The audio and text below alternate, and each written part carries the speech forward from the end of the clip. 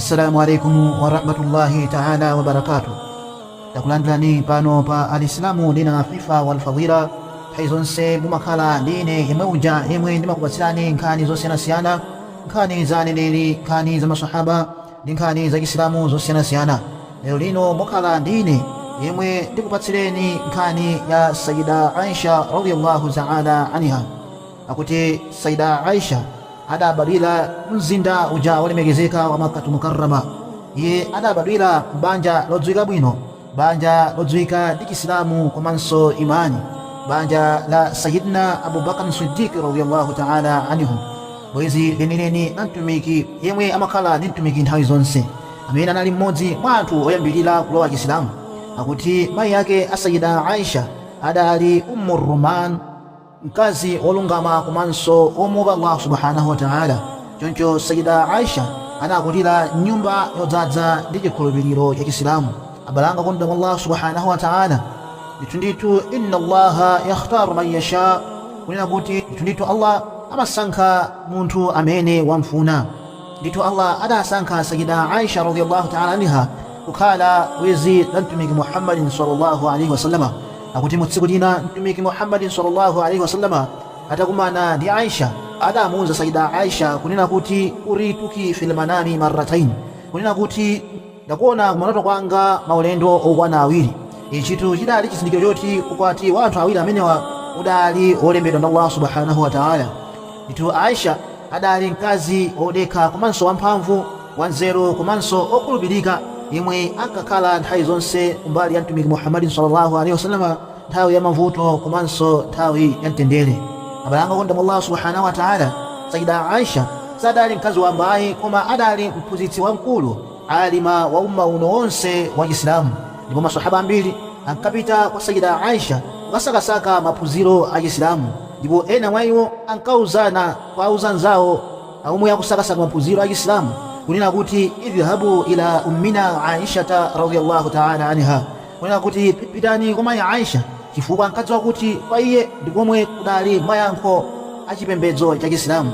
Ndipo iye adali ndi uzindikiri wozama pa nkhani izi, makamaka fiqhi komanso tafsiri, mankhwala, machiritso amene ali machiritso a halali komanso amadziwa bwino mbiri ya Maarabu.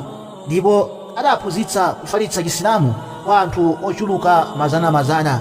Abalanga kondwa Allah subhanahu wa ta'ala, zindikira kunena kuti komabe moyo wa Sayyida Aisha sunali opanda mayesero ayi. Panali nthawi yomvetsa chisoni kwambiri mmoyo mwake chochitika komwe chidachitika. Apa padali pa 6 kutengera ndi kalenda ya Islamu, pambuyo pakuti Asilamu ankachokera ku nkhondo. Akuti udali mamawa kukuzizira kwambiri, ndipo mayi Aisha pa nthawi imene ankabwerera ku Madina, gulu la nkhondo linayima usiku kuti likumekaye. Ndipo mayi Aisha anachoka mgulu kukayima malo obisika. Atabwerera anazindikira kuti nikilesi yawo yagwa, choncho anabwerera mbuyo kukafunafuna. Pamene adayipeza nikilesi ija ndi kubwerera, anapeza kunena kuti gulu la nkhondo lanyamuka kale. Ndipo anthu amene ankanyamula kanyumba kowanyamulira mayi Aisha aja ankaganiza kuti Sayyida Aisha adakali mkati momwemo, chifukwa mayi Aisha adali opepuka pa nthawiyo. Mayi Aisha anasankha kukhala pamalo pomwepo ndi chikhulupiriro choti gulu lija likazindikira kuti iwo mulibemo libwerera kudzawafunafuna, ndipo mpaka tulo lidawapeza malo omwewo. Mmodzi wa masahaba dzina lake lotchedwa Safwan, yemwe adali kuseri kwa gulu la nkhondo kufuna kutolera zotsalira makanima, anawapeza mayi Aisha ali kugonere. Ndipo Safwani anamuzindikira mayi Aisha kupeza kuti adaonapo nkhope lamulo la hijabu lisanabwere, ndipo anati inna lillahi wa inna ilaihi raji'un.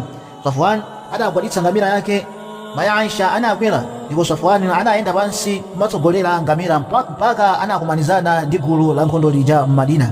Ndipo atafika m'Madina, munthu wina wachinyengo munafiki Abdullah ibn Ubay ibn Sulul anapeza mwayi ofalitsa bodza ndi kuyipitsa dzina la mayi Aisha ndi mtumiki Muhammadin sallallahu alaihi wasallam.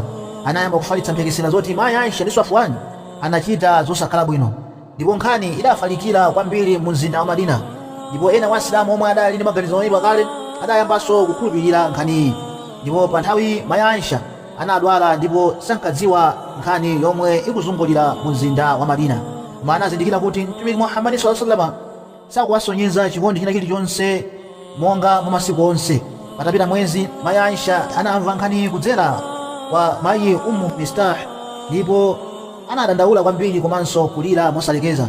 Mtumiki Muhammad sallallahu alaihi wasallam anali pa nthawi yovuta kwambiri chifukwa wahyi udali usadatsike kwa iye, ndipo adafunsa maganizo kwa ena mwa masahaba monga Ali mwana Abi Talib komanso Usama mwana wa Zaidi za maganizo pa nkhani, ndipo onse anatsimikiza kunena kuti mayi Aisha ndi munthu omwe Allah subhanahu wa ta'ala sangachite zimenezi.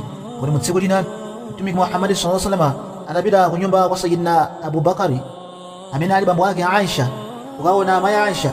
Mtumiki adamuuza Sayyida Aisha kunena kuti ngati ali wosalakwa Allah amuyikira umboni pomutsimikizira kunena kuti ndi wosalakwa, koma ngati ali wolakwa akuyenera kupempha chikhululuko kwa Allah subhanahu wa ta'ala.